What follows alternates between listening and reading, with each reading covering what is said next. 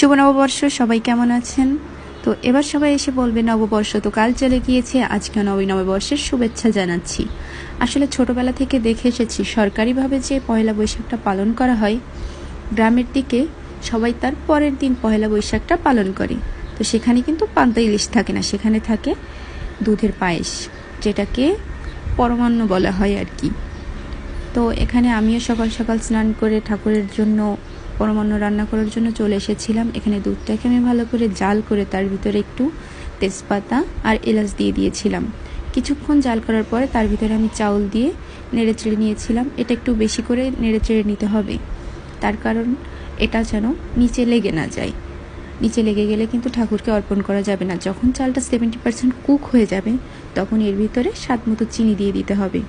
যেহেতু এটা ঠাকুরের প্রসাদ, তাই এর ভিতরে লবণ কোনো মতেও অ্যাড করা যাবে না। যদি আন্দাজ মতো চিনি দেবেন, যেটা আপনার টেস্ট থাকে মুখে আর কি।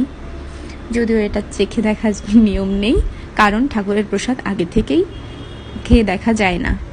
তো আমি এবার নেড়ে চেড়ে সুন্দর করে ঢাকা দিয়ে দিয়েছিলাম।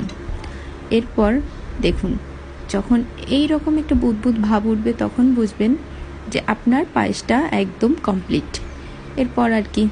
এরপর আমি প্রতিদিনের প্রসাদের সঙ্গে এই পায়েসটাকে ঠাকুরকে অর্পণ করে পূজাটা শেষ করে নিলাম। সবাই একবার প্রণাম করে দিন। এবার হলো আসল কথা, বাঙালি মানেই ভোজন রসিক, আর পায়েস রান্না করেছি প্রসাদ খাবো না, এটা কিভাবে হয়? তো আমি এবার খাই, আর আপনারা যান। টাটা, দেখা হবে পরের ভিডিওতে। সবাই ভালো থাকবেন, সুস্থ থাকবেন।